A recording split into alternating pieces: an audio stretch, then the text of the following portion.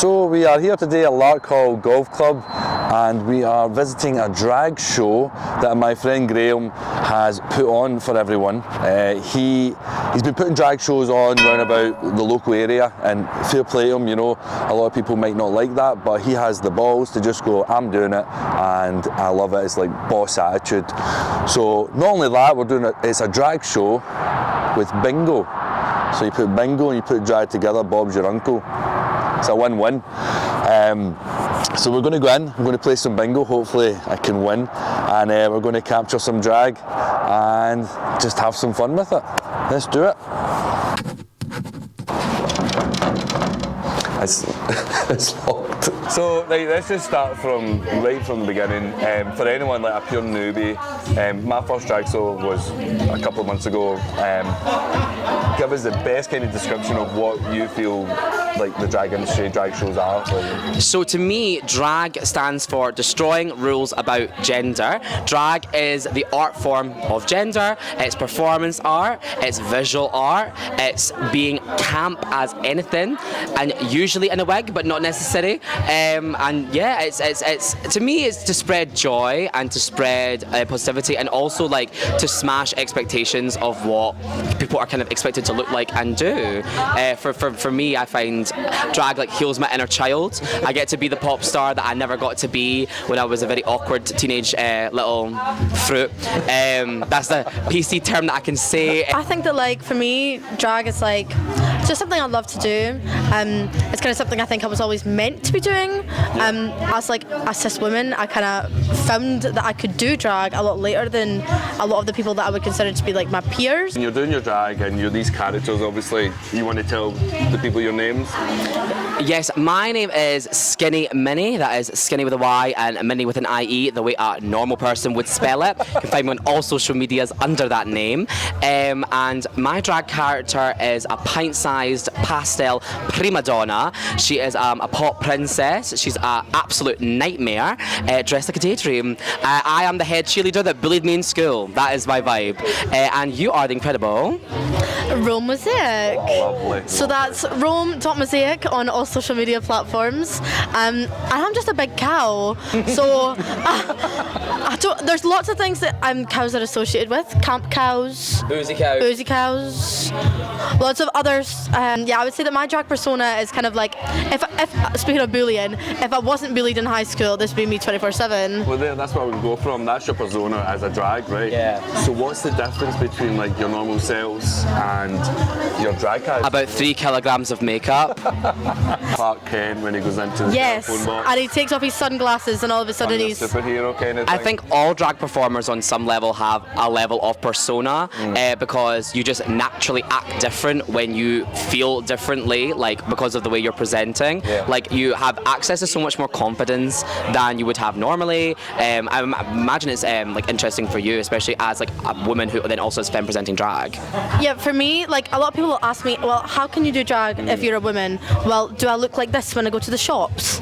No, I don't. Down to Like, Tesco for a wee pint of milk. exactly. I do though. Well, the thing, I would say I take up, this amount of space as a person, but when I'm in drag, I take up this amount of space. Yeah. It's just like an extra layer of like ability that's it's not it's not inaccessible to me as a person, but it's just easier to sort of like overcome me as a person when I look as crazy as this. Yeah.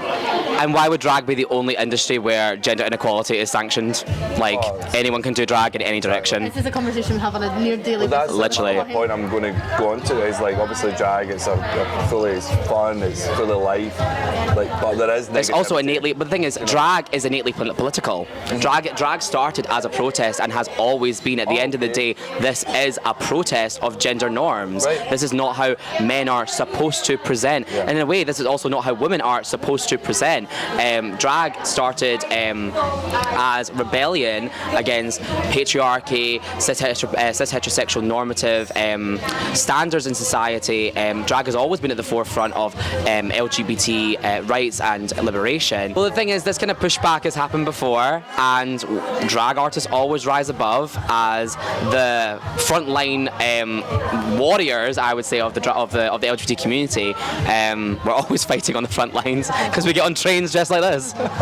The thing about drag is that it's like, I would say the central point of queer joy.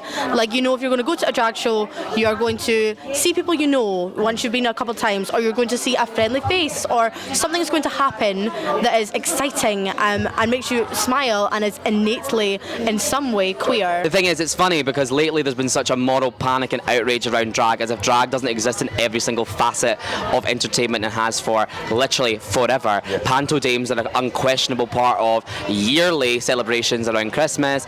Movies like Mrs. Doubtfire and the like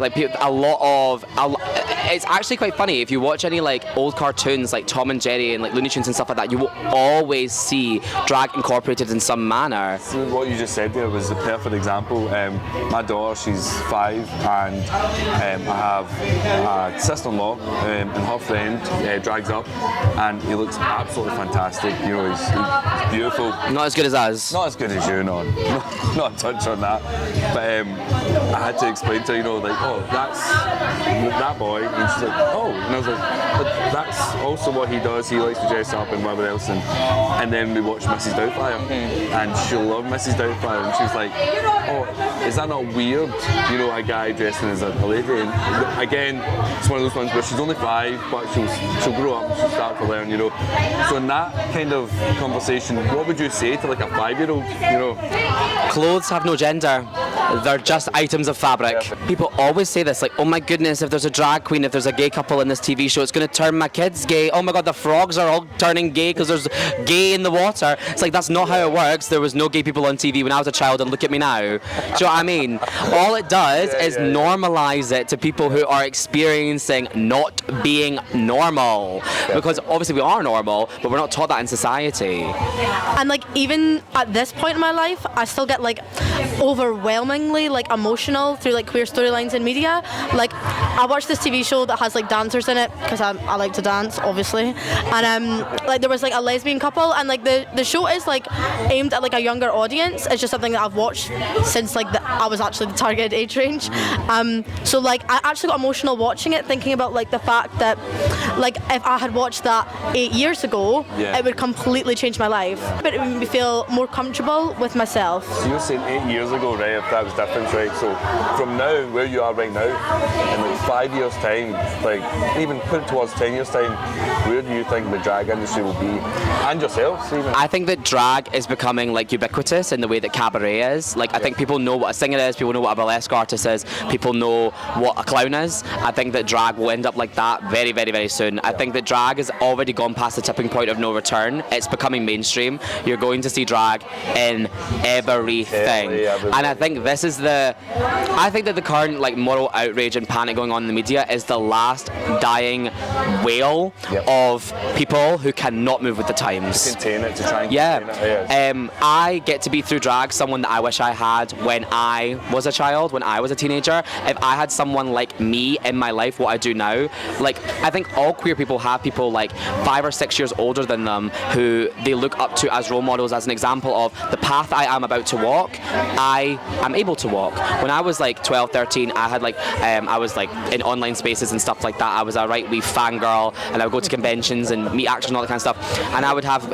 gay friends who were like 17, 18, and the fact that they had just walked the path that I was about to embark on gave me the belief that I'd be able to make it through that. And I think that in 10 years' time, that won't be a thought, hopefully, that people will have to have. Well, there you go. Would you ever thought you'd be in Lark Hall Golf Club doing a drag show? Yeah, I think like this specifically shows like there is an audience for drag everywhere. People do want to see drag, and people don't want drag taken away because there is a good turnout. Everybody's had a good day from the feedback that we've been given. We've got photos with everyone. It's not like people want it to be a secret that we're here.